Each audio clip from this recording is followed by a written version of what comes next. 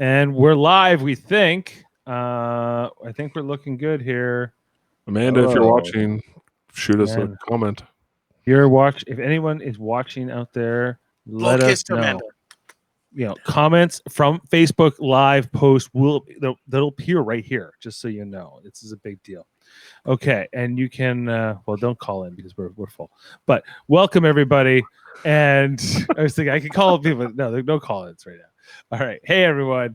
Star Trek DS9 Season 1 Episode 15 Progress is over and has been since May 9th of 1993. But we're just getting started here on Live Long and Podcast.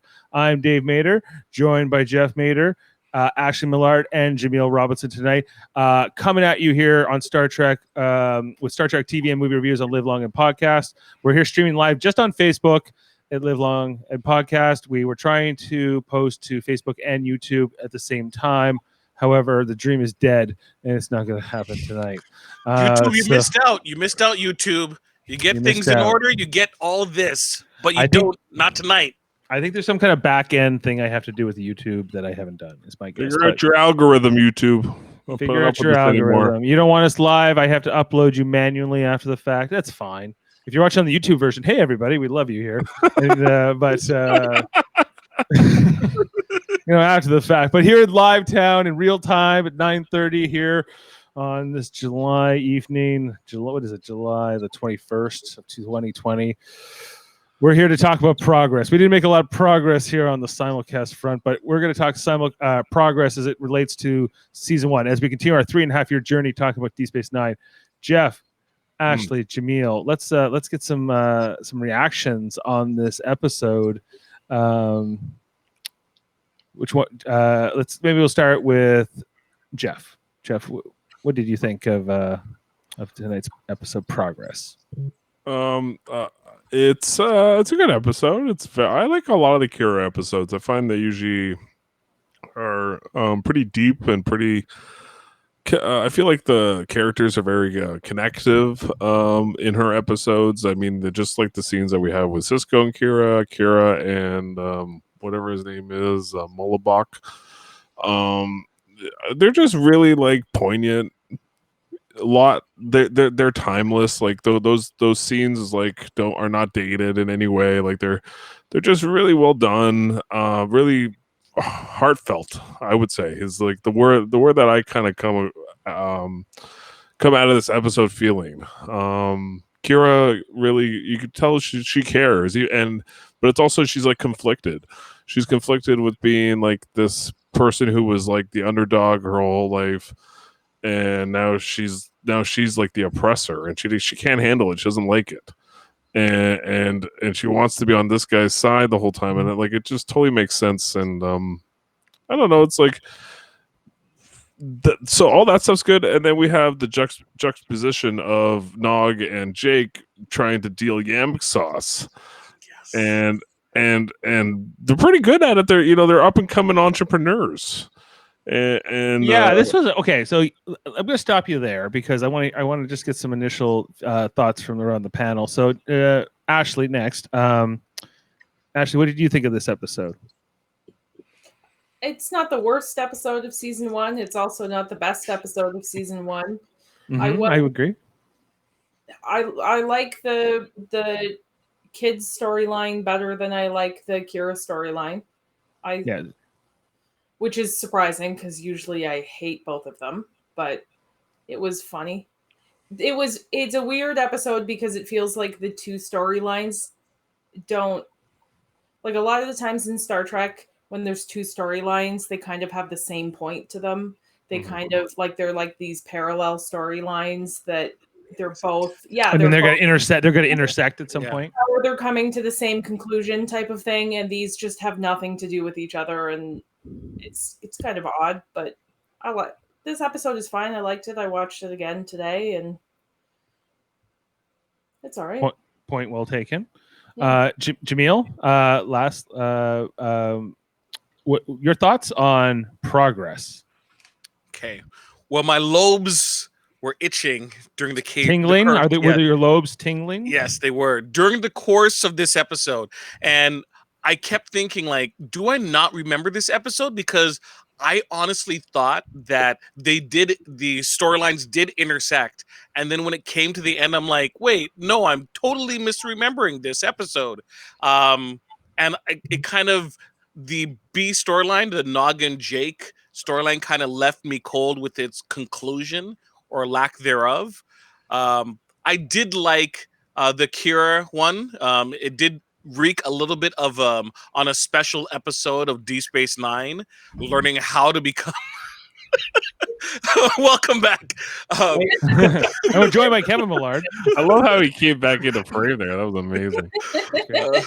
He just like settled right back in. He was like, all right. I like to be relaxed. Yes. That's the end of my response. Kevin, what do you think? Yeah, Kevin, back to you. Oh, no. Oh, we are live. I can see that. Okay. The live broadcast is real here. Amanda Dowell has confirmed, but I cannot see the comments. The dream is no longer dead. Well, we already had this dream of like, streaming right to Facebook. Anyway, okay. Kevin, what did you think of the episode? Kevin? It was fine, I guess. I think Kira's pretty cold at the end, though. She just burns this shit down. I think it like, with no real emotion either. She's just like walking over like a fucking robot and just she just takes the torch to the place. She's suppressing the emotions because if she lets the emotions take over, she's going to stay on the moon planet with this guy forever, and it's going to be the bane of her existence. So she has to suppress it deep down, shove those emotions in her so she can light the guy's cottage on fire. Could she have like a single tear? She did earlier when Cisco came. Okay, so she was all about business when she was burning that shit down. Again.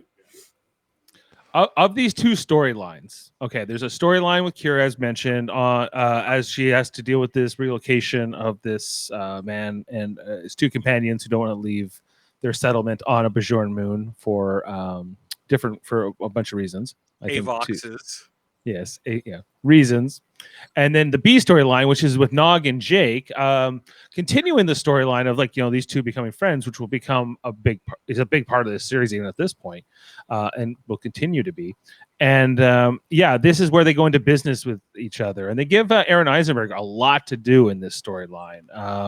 Showing off who the Ferengi are. I think that there's a lot of credit to be given to what Aaron Eisenberg did with Nog and this character and how they wrote him even early, and that carried through. Like that was a big arc of the show. You could even Deep Space Nine is as much the Nog show as much as it's the Cisco show in some ways. I need posters that say the Nog show.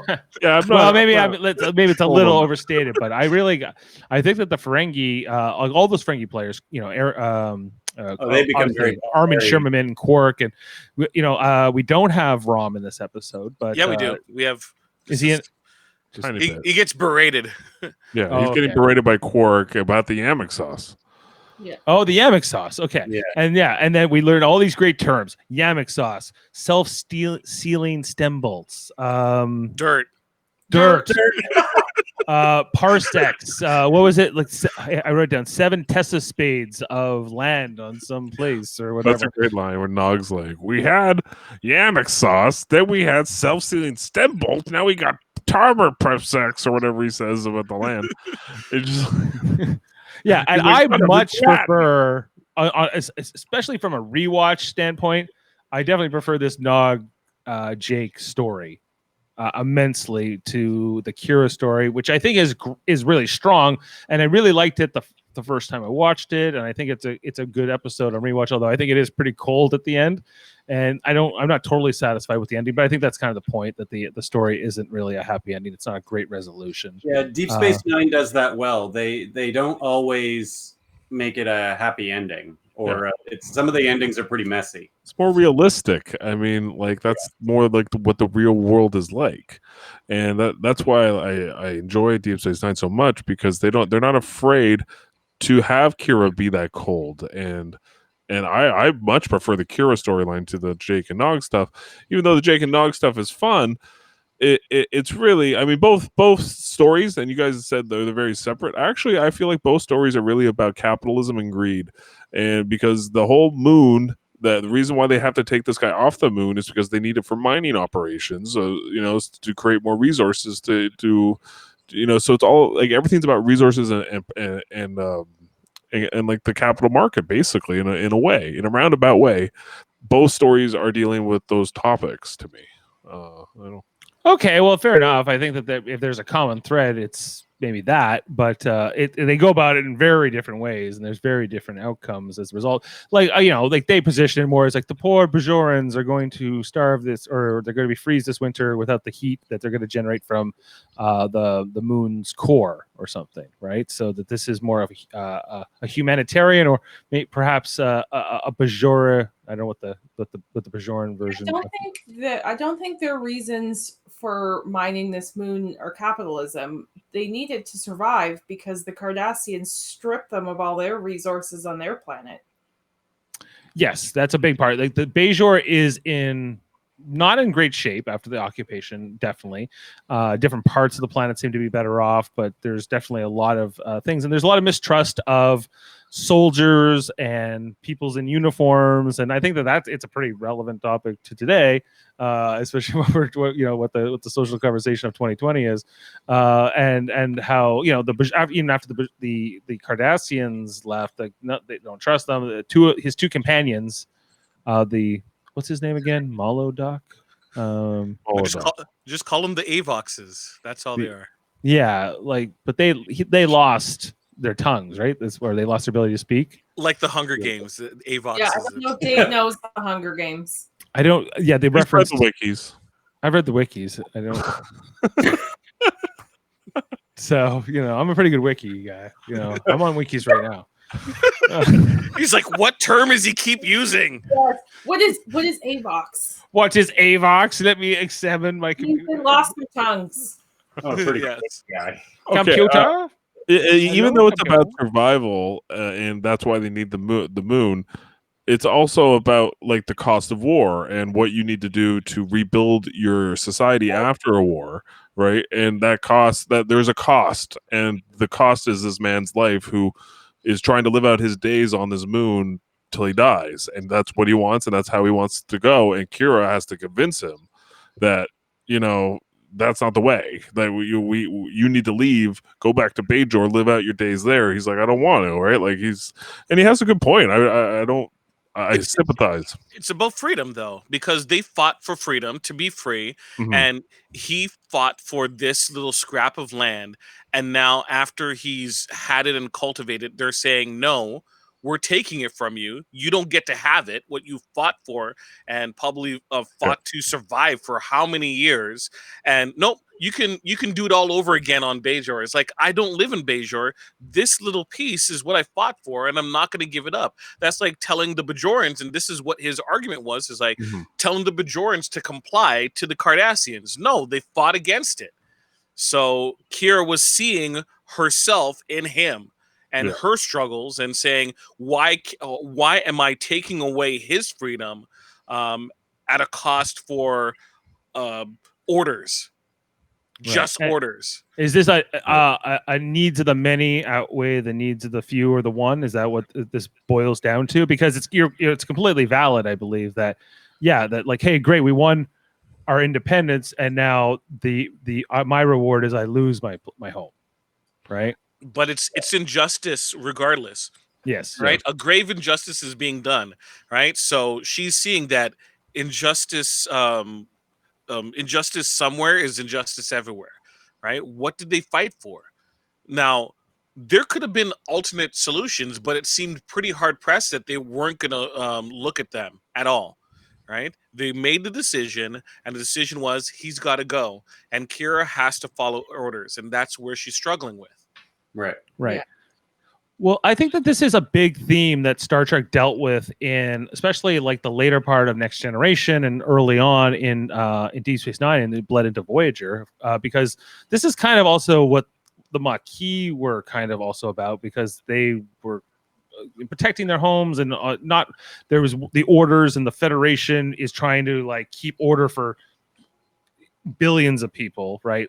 All these different planets and worlds, and the Federation's kind of looking at a big picture. And when you kind of boil it down to, no, this is my home, this is where I live, these are my rights. That's kind of where the Federation I think sometimes falls flat, because I don't think that Cisco and even Bashir is kind of involved. He comes down to the planet at one point. He's like, I'm just going to take him out of here because he can't be here, and this is ridiculous. And it's unusual to me, I guess, that there's not sort of that moral high ground, but maybe that's just something I expect out of a character like Jean-Luc Picard, and maybe not out of the Federation and Starfleet in general, because it seems like that's something Picard would fight for. To me, the Federation had nothing to do with it. She was following orders from the Bajorans. That's why she went and not Cisco. Is because this was from the Bajoran government. But he's talking about Cisco and Bashir's sort of attitude towards it. Yeah. They don't show a lot of sympathy to it. Yeah. I disagree. I think Cisco had a lot of sympathy, but understood what duty is and what the chain of command is in Starfleet, and he gave Nerys the ability to make her decision. Right? He reminded her. He wasn't telling her what to do. He's like, look, you got a job to do, right? And I'm just reminding you that you got to do it. We'll be waiting upstairs for you, but you got to do what you got to do. Because it was a decision that she had to make for her own. Like, this storyline came in where it came in as for her character because in the episodes leading up to this, she was always questioning the uniform. She was a fighter, and she wasn't, and now she's got this uniform on, and she's second in command of Deep Space Nine, and she was fighting that. And I think this storyline had to come in at this point for her character arc, for her to grow and finally accept, okay, I have this uniform on, I need to start following the rules and stop fighting everything. It's all taken well. Yeah, I guess where I was hung up is that sometimes orders can be immoral, and sometimes I think the ending would have been better if she let him just stay in his house and die on the moon. But she wouldn't do that. She couldn't do that. That's not something she was prepared. That would be immoral to her, and because she says in the episode that if she does that, then they're going to drill anyway into the moon, and then it's going to release phosphorus, and then he's going to die from that anyway, right? So he wanted to die in his house. Yeah, and he also asked her to shoot him, and she wouldn't do that either. Right. So in her mind, she's doing the morally right thing, even though it's unjust. And so like you still feel for Kira, but you also like you realize that the situation, and even Cisco kind of says it. He's like, it's not. This is what happens when you're on the other side. Yeah. And it sucks. And she's like, and that's the best scene for me in the episode is when she kind of breaks down to Cisco and kind of says like, I hate it. I hate this being on this. I much rather fight oppression than be the oppressor. Mm-hmm. Yeah. And so, I mean, like, I enjoy the themes that they're dealing with. They're not afraid to deal with these themes on Deep Space Nine, even early on.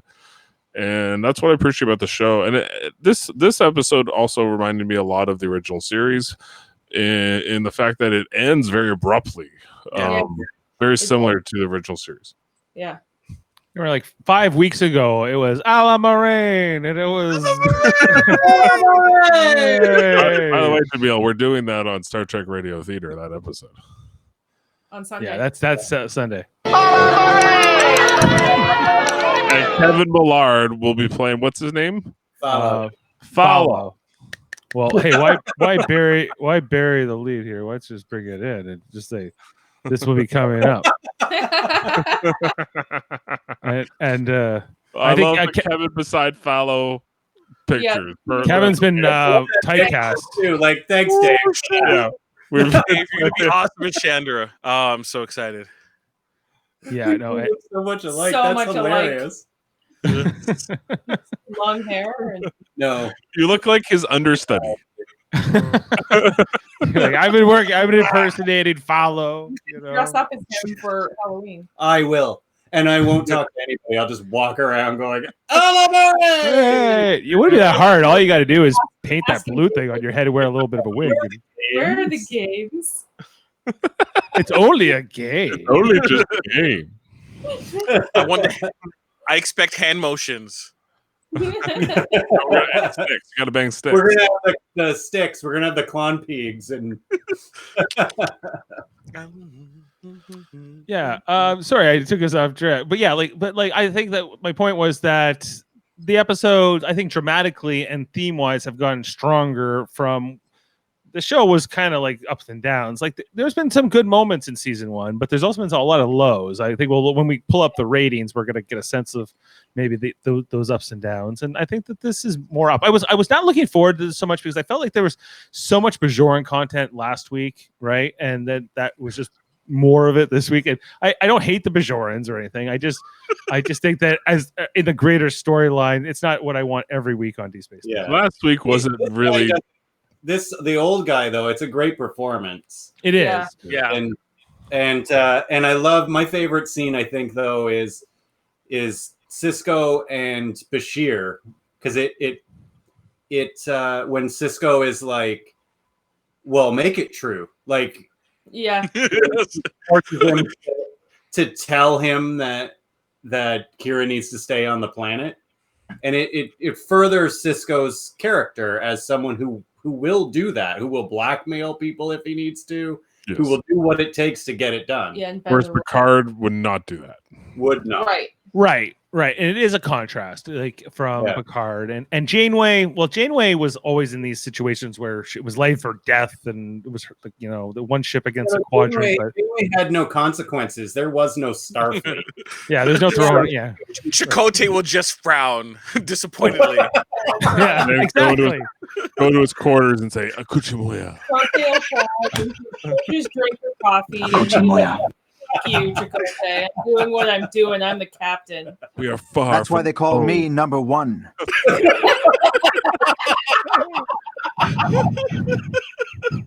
Oh my gosh. Oh, Chakotay.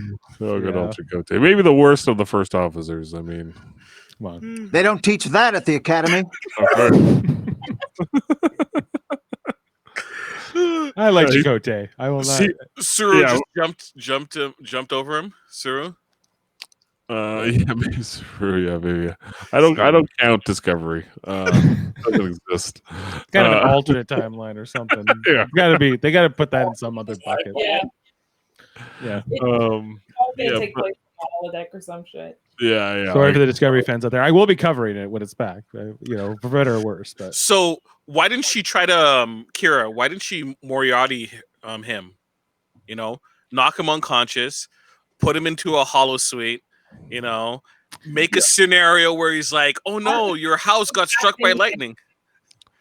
I think it had a lot to do with the personal connection. I think that he was such a talker, right? Like he made such this. He formed this bond with her. He was insulting her, and then he kind of earned Yeah. her. He's like, hey, you're pretty cute. I think it's good for her to struggle with the fact that he was right. Yeah. Like Yes. he's actually right. He's not. Yes. wrong. But But And you Still have yeah. to follow orders. But he's you also notice, wrong. you also noticed that it wouldn't have worked with Cisco. He tried playing that like story game with him, and he's like, "Oh no, go ahead." Like he knew he couldn't I face love it. that too. He's like, "Never mind." Yeah, Yeah.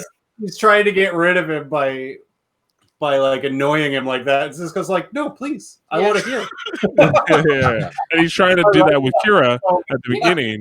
I'm Jake Sisko. I'm immune to annoyances. Yeah. And Nog's always around too. So it's he's A right boy.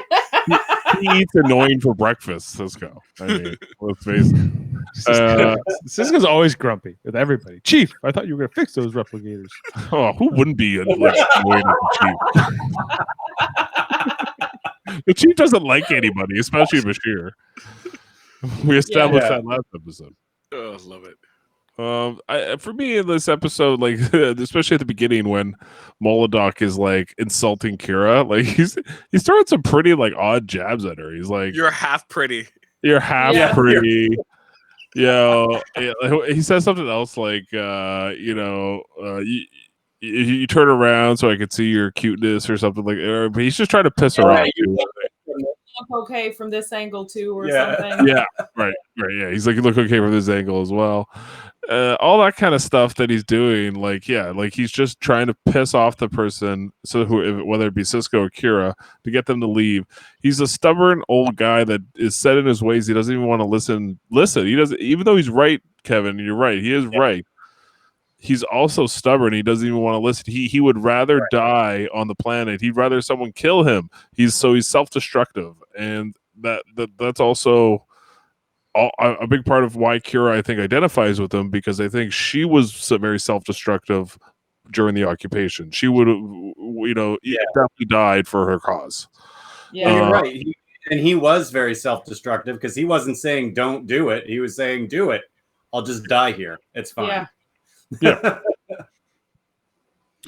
Yeah, no, it was. I really like. Yeah, you made a lot of great points, and I think that I'm starting to come around on this episode, maybe more than I was. I thought I was a bit more down on it in some ways, and I think the first time I watched it when I was younger, I definitely sympathized more with Kira in this story. But I think more in this, well, like I still do, but I think I think I more sympathize with Molodoc.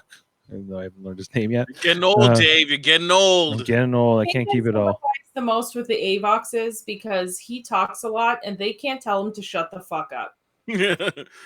Imagine living with that for 20 years. Yeah, and he's never wrong.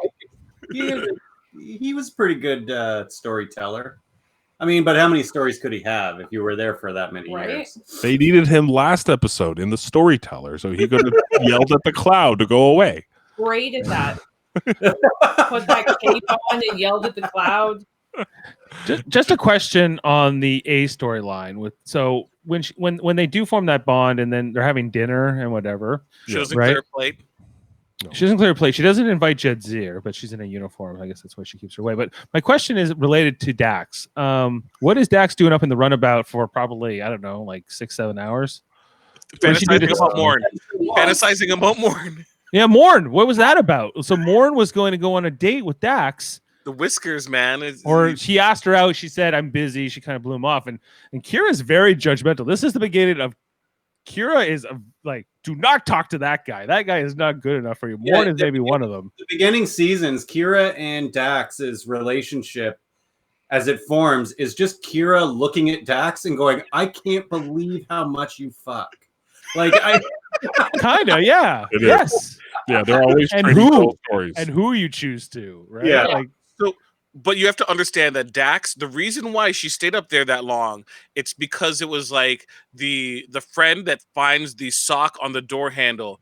Like they were talking about that, and then all of a sudden Kira's like, no, I'm gonna stay down here with him. She's like, I got you. Okay, go ahead. You get him off that planet. You get him off that planet. Get him off that planet. Wordplay. I got you. I'm with you. I was following. I was following.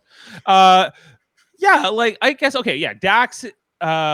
So many times I can remember Kira, and we'll see it as this show goes on. But maybe this is the first example of it where I remember there was Captain Baudet. Remember Captain Baudet has a transparent skull, and Kira did not approve of this, and Kira doesn't approve of like Dax hanging out with the Ferengis and and these kinds of things either. But there's a lot of things.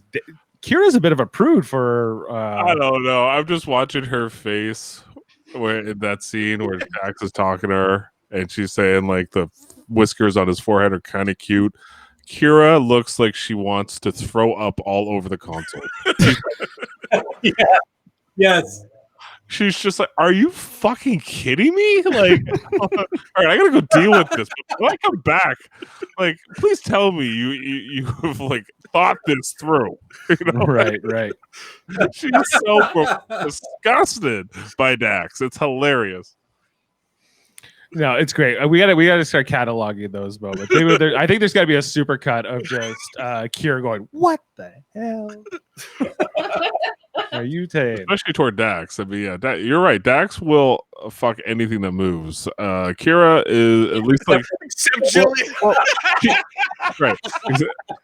Except Julian. Julian does. rejected was Bashir. It's amazing. But in the first episode, she's like, well, maybe. And then she got to know his personality and was like, nope, we're friends. Yeah. She's like, I can't. No, you're annoying. Because okay, Even the chief doesn't like you. the moon that this guy is on, right, Molodoc. It's a moon of Bajor, Yeah. and that's still a 3-hour runabout flight between the station and Bajor each time. Yeah. I always think about this. Like it's not like they apparently they can't get there very quickly. They don't want to waste the energy, I assume. Like you can't go to warp inside a solar system. That was like the rule that they around made. Bajor, but they had to move it. They moved the station when they moved the station, but because there's like the asteroid belt in the middle and stuff, that they can't go to warp inside the solar system itself, and therefore you have to go by impulse, and that takes time. Yeah, but even if if there was a space station orbiting our Earth, it would still take time for them to get to our moon. Yeah. Right, So imagine our wormhole was like where Jupiter is, though. I feel like that kind of thing. Yeah. Because I want to know what Dax did for all that time when she's on the runabout. Did she go down? You know, was she? Do they watch TV? There's no holiday. Kira said she sent her back, and that she said, "Go back, and I'll get a lift back with the scientists or whatever."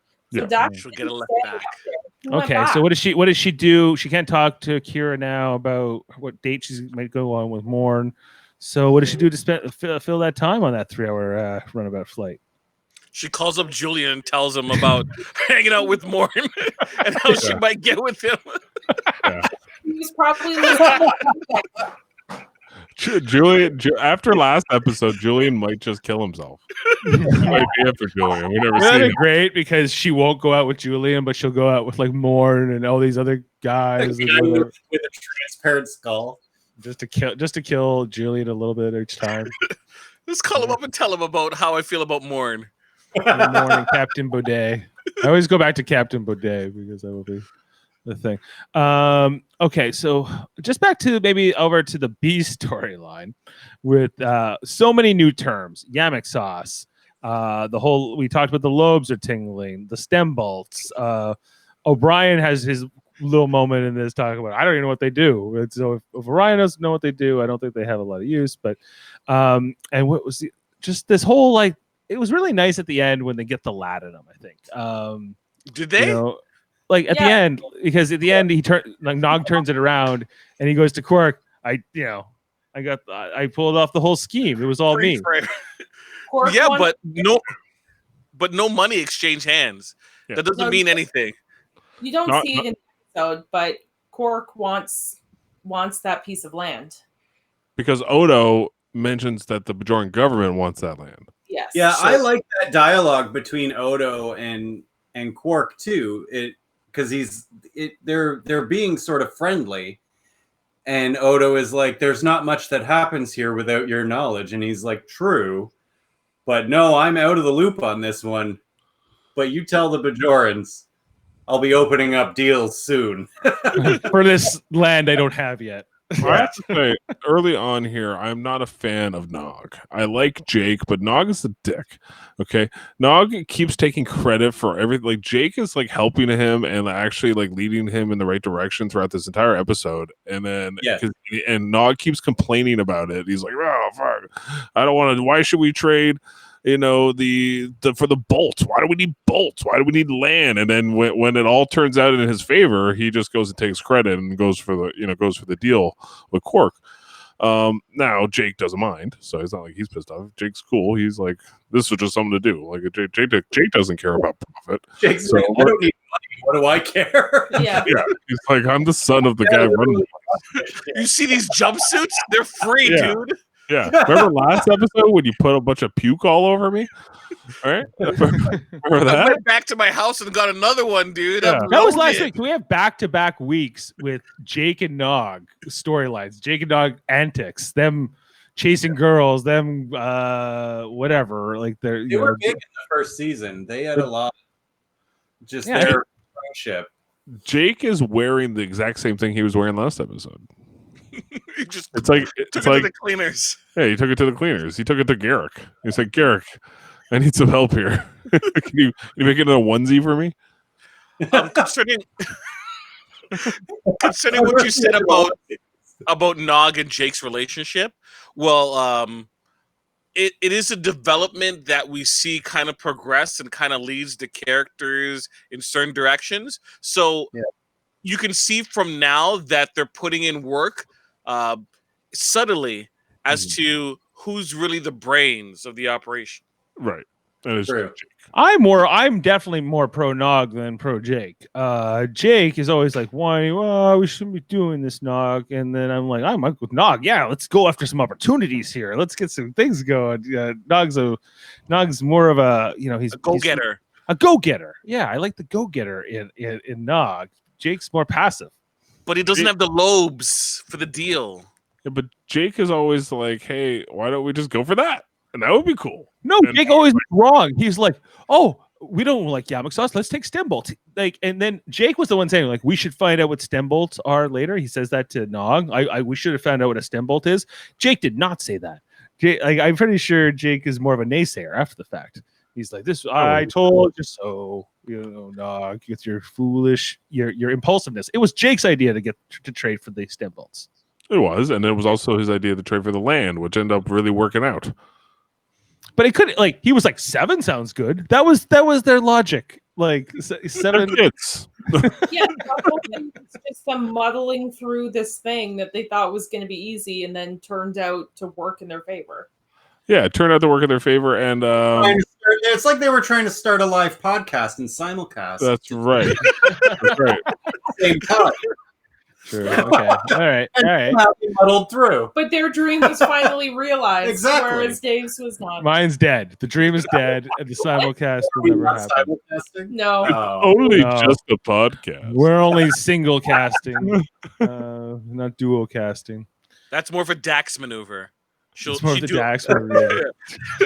I bet she dual casts all the time. Dual cast. She's lived 300 years. She's probably seen it all.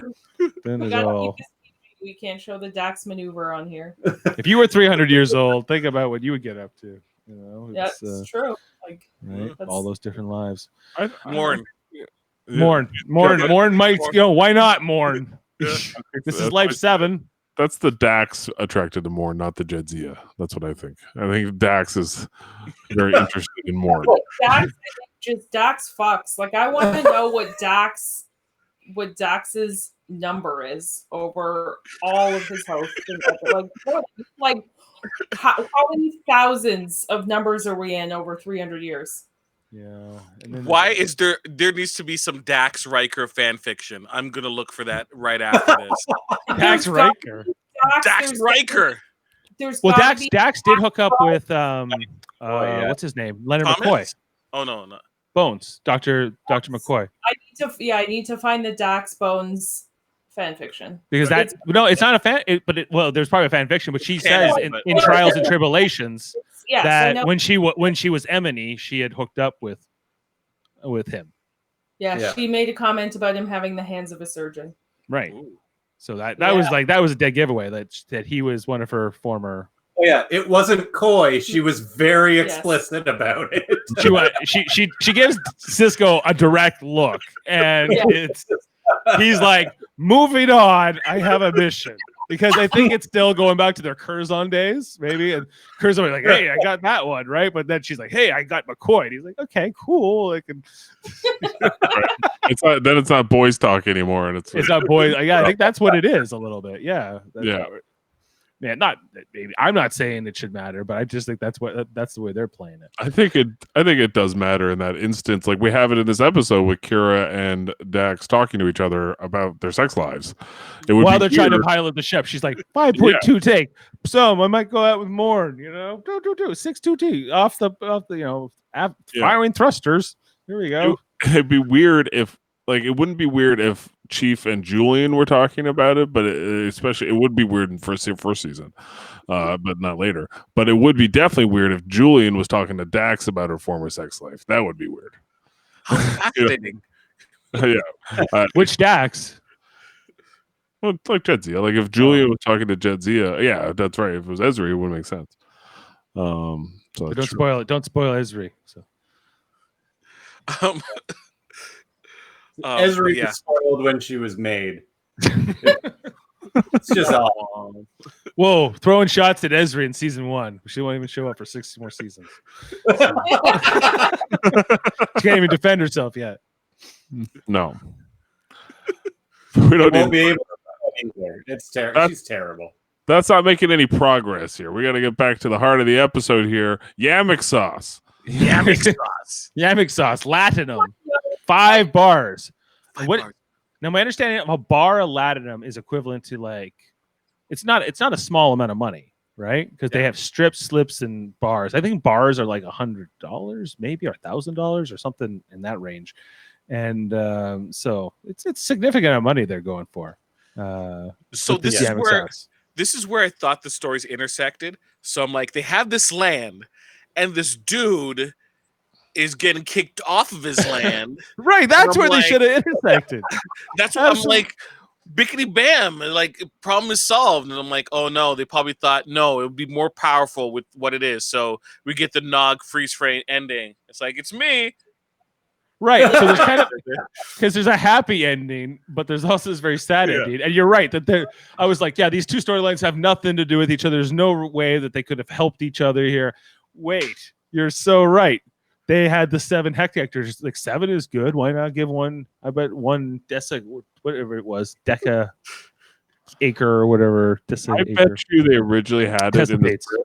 I bet you they had Testipates. originally in the script to do that, to give him that land, and then they probably thought to themselves like, no, Nah.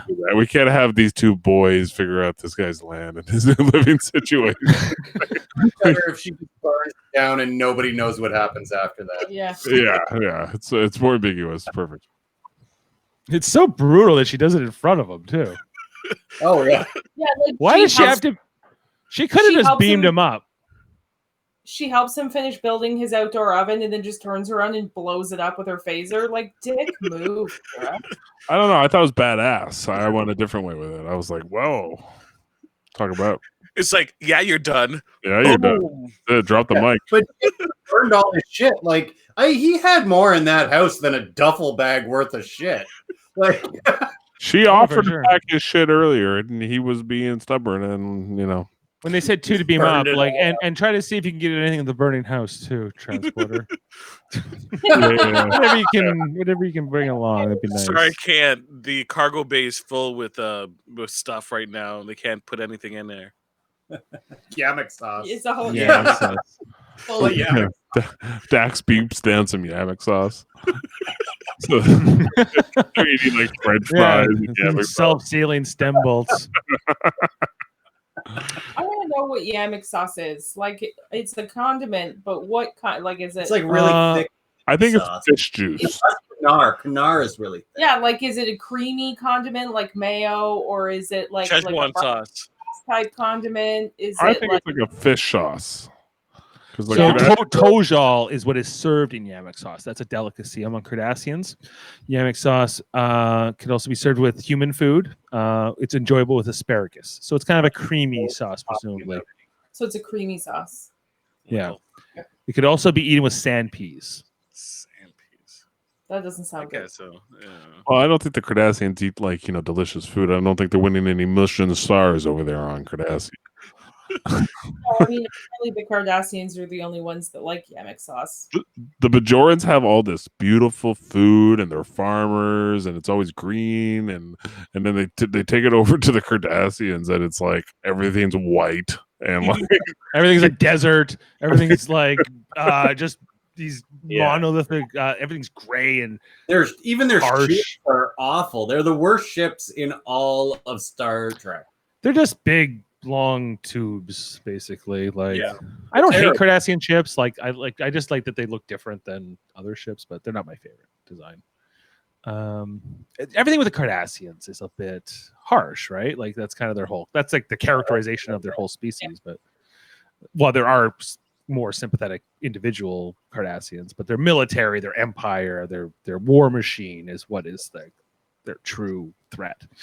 not that this is about. Well, it's kind of like this is all about. This whole show is about the after effects of the Cardassian occupation and the Bajorans rebuilding, and then other times, I think especially early on, I want this just to be a Star Trek show, and I want, hey, what's the science fiction angle this week? But it's not. This is it's always more of these personal, moral stories, which I think TNG does do these. Definitely did do them, but I guess they're always on the ship. They're like, hey, we're on some new planet now, and we're learning about so it's the same characters. It's by the virtue of that it's a space station that doesn't go places, and what makes it different. And I guess that's just it's kind of like I feel like a lot more on Deep Space Nine. Yeah, I feel like DS9 is kind of like a big metaphor for Berlin, and like after World War II, you have like obviously there's all the metaphors with the Jews with the Bajorans and the Nazis with the Cardassians, but I feel like Berlin is kind of like this place where it's like it's like on the frontier. It's stuck in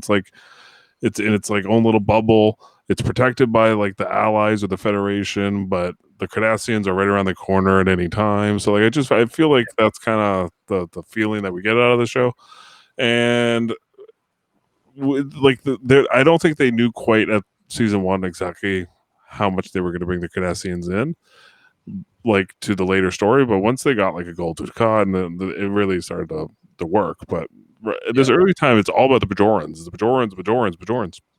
So I enjoy more when they bring in the Cardassians, which we'll get to later in season 1 when we get to Duet. And that's still a couple of weeks away, right? Yeah. If any other thoughts here on progress? I think we've had a great discussion here tonight. I think so too.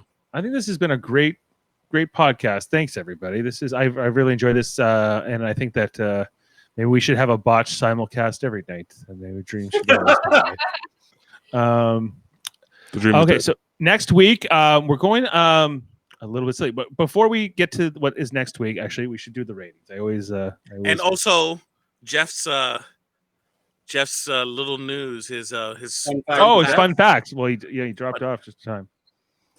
He's gone. He went to go find his fun fact. Gone. I was just about to go get my fun facts, and then So we can do the ratings in the meantime. Jaemeel, why did you talk? I had the fun facts. I have to open up the file. There are literally only like 7 fun facts on this episode, so they'll be quick. Okay, here we go. So,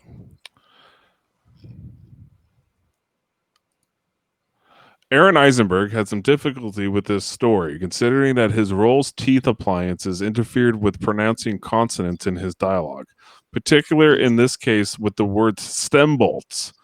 Considering that he was at most a recurring guest star at this time of the series, Eisenberg had a disconcertingly frustrated time with one scene, which took over 19 takes before he could get to say his line properly, momentarily fueling his fear that he could be considered too difficult to continue in the role. Furthermore, when Eisenberg finally pronounced his line properly, Cyril Lofton complicated matters by flubbing his own one-word line in response, because he didn't expect Eisenberg to say his own line well enough for the take to continue. Can you imagine? Whoa, bro. Wow, man, you did it. Oh, shoot. You got to do it again. What a dick. And like, he's all worried because he was thinking, I'll never be on this show, because they won't trust me to do I'll be wasted tape and all this kind of stuff, right? Hilarious. And Aaron Eisenberg's a fair bit older than Cyril Lofton, right? Yeah, he was like 24 when they're filming this, and I think Cyril Lofton was only like 14 or something, like 10 years apart. This is the second time in DS9 where the Bajoran name order is addressed when Major Kira says her birth name is Nerys. The Kira aspect of this episode has a plot similar to a TNG episode called The Ensigns of Command. In fact, the final resolution to destroy the kiln is much like Data's solution of destroying the aqueduct, compelling the residents to leave. Data, don't destroy the aqueduct. Oh my gosh, I love it. The model starship that appears in Cisco's office next to the SETI is a the Daedalus class starship. They were decommissioned over 170 years before the events of this episode. It is kind of odd that he has a 170-year-old ship in his office. Who knows if there's some kind of connection? Maybe his great grandfather served on a Daedalus class ship. Maybe. Michael Bofshever, Torin, costume was sold on, and I'm like, oh, okay, that's not really an important thing. Okay, but there is a funny goof. I have a funny goof for you. The guy who plays Molabok is wearing a 20th century human wristwatch throughout this episode, guys. Throughout the episode, not Throughout even the episode, dude. nobody noticed it, and I was looking at it halfway through the podcast, and I was like, I couldn't believe it. I was like, and then he is wearing it. Notice. It's like, nah, I'm not taking it off, man. The actor was like, I need to know what time it is. Maybe his character found an old Earth watch, and Yeah. he's like, I found this and I kept it. When Molabuk's door closes, you can see the wire used to hold it open. And then there's a factual error. This is one of the episodes where Bajor is depicted as having several moons with apparently normal atmospheres and gravity. But if the moons were that large / dense / massive, they would not simply be orbiting Bajor. Bajor and the moons would be orbiting each other in a kind of cluster, which might have resulted in occasional collisions in the past. And that's it for fun facts. Well, and it's good to know the Bajoran moon system is very dangerous. Okay, everybody. I'm going to give this episode, I'm going to go first. I'm going to give it an 8. Wow. I'll give it an 8 as well. I have the same feeling. Jaemeel? 7.5. Okay, more tempered. Ashley and Kevin? 7. I'll give it a 6. All right, that averages out at 7.3. So that's like one of the highest episodes we've had in quite a while, going all the way back to Dax, which we were very high on, but that was myself, Jeff, and Jaemeel that night, right? Or no, it was just me and I feel like I can't remember who was on that podcast with us, but it was no one else here, I guess. It was just you and me, Dave. Yeah. Okay. We were very high on that one, so maybe we can always update these rankings. But just I didn't crap on it. That's why. Yeah, you were there to take. Yeah, this isn't so good. We were really high on that episode that night. And next week we have an episode called "If Wishes Were Horses," which I don't know if you remember this one, everybody. But if any episode ever really should have been a Star Trek Radio Theater, it might be this one, because this is the episode where the imaginations of the station residents are manifested in physical form, right? So there's like a leprechaun character, and there's like a baseball player, Buck Bokai, who come, like all these different people come to life. What does Dax imagine? I can't remember what Dax imagines. I'm kind of looking forward to going back and revisiting this because it's been a minute since I've seen this. Is Bashir's Dax on that one? Yeah. Right, and there's a lot of like there's a lot of great like Odo and Quark stuff happening in that episode. So, looking forward to checking that out next week and seeing how that performs. Anyway, so any final thoughts on progress, or any thoughts looking forward to next week into If Wishes Were Horses? If not, we'll wrap up for tonight here on Live Long and Podcast. Make sure to join us on Thursday as we continue our original series rewatches, and we will be doing. I know I said this last week, but I was wrong. I was a week off. So last week we did Plato's Stepchildren, which was I don't know if anybody else have seen that here. And Jeff and I were on that podcast, but that's the one where Kirk turns into like a horse and he goes nay, and he's got like the little person on his back. What a week that was. And he kisses Uhura. Yeah, and it's a kiss. It's a kiss with Uhura and Kirk and all that. Yeah, that first interracial kiss, right? No, actually, no. We looked that up. It was not the first interracial kiss on television. Was it not? Really? It was what was it? It was find it. 1 second. But it was also like it was shot in a weird way where their lips never actually touched each other, and Yeah, it's quite. they didn't It's quite actually against each other. we were breaking down the forensics of it. It was quite bizarre, actually. And so this week we're doing something a little less silly. We're going to be doing not that the kiss thing is necessarily silly. It's just more the Gotcha. Whole the show. Play-Doh is okay, it's fine. yeah, but Definitely. with we'll be doing what's it called? The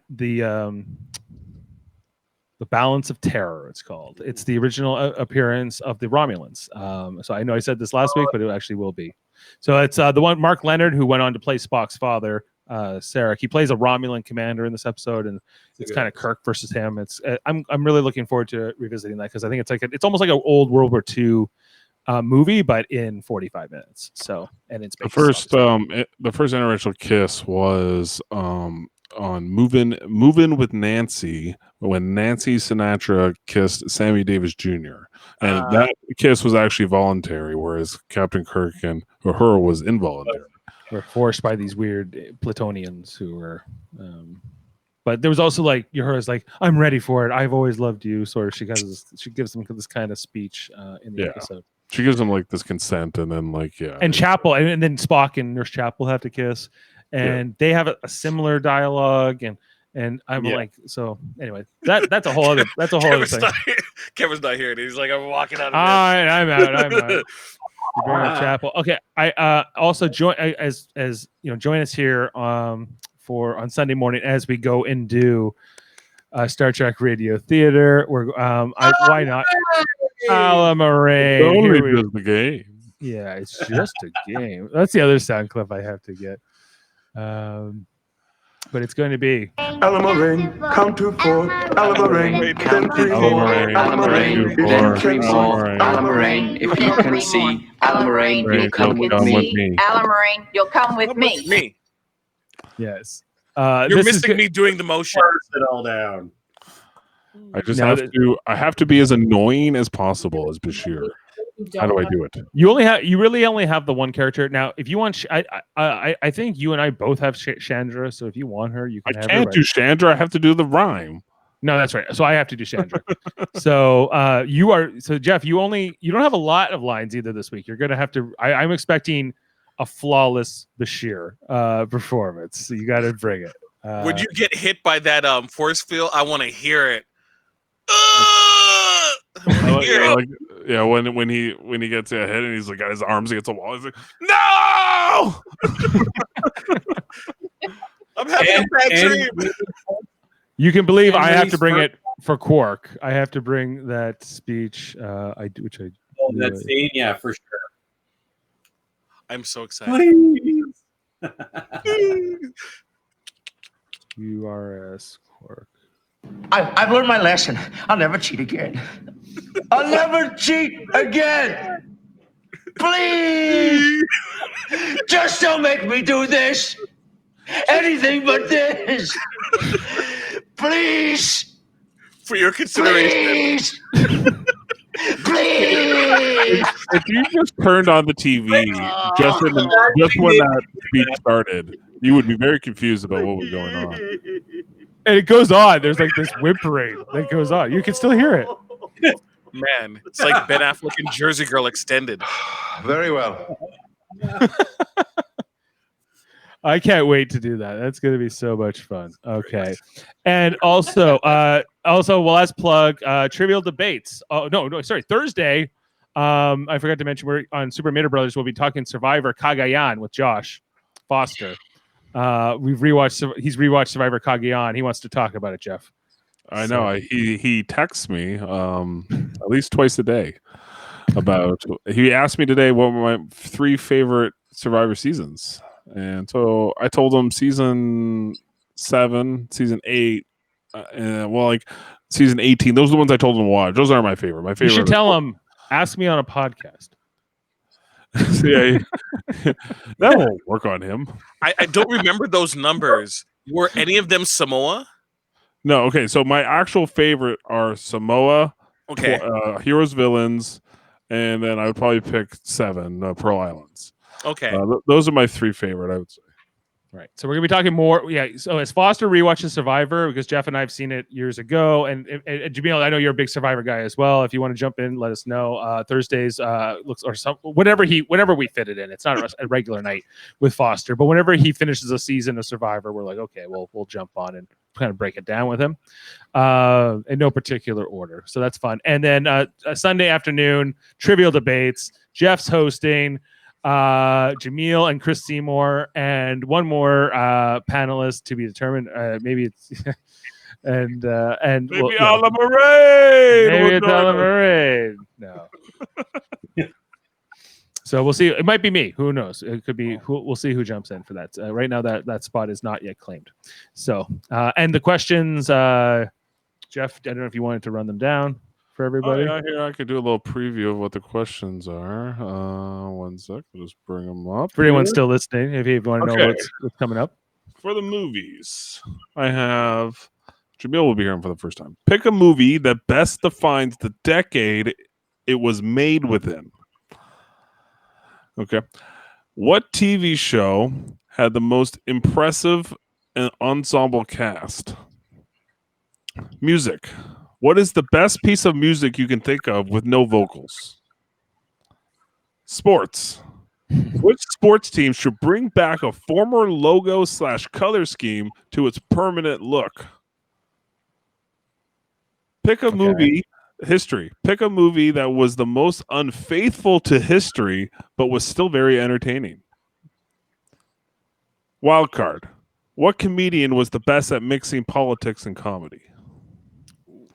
So those are my 6. Those are good. I think Jeff, you did a great job with the questions this week. So I'm interested to see how those are all tackled. They all definitely spark the imagination. Like even just the movie one. What movie that's like set in the 80s and made in the 80s kind of is the epitome of the 80s or the 90s equivalent, etc. sort of thing. Yes, exactly. Or the 60s or the 50s, or you can pick whatever decade you want. I think if I went 70s, I would I don't know what I would pick. Maybe Saturday Night Fever. Taxi Driver. One of the two, maybe both. So you couldn't do Godfather for that because Godfather's set in the 50s. Right. Another word. Yeah, exactly. Okay. And that's finally it. So thanks everybody. And we'll see you next time here on Live Long and Podcast. Have a great night. Thanks to Jaemeel, Jeff, and Kevin and Ashley for joining us. And that's it. Bye.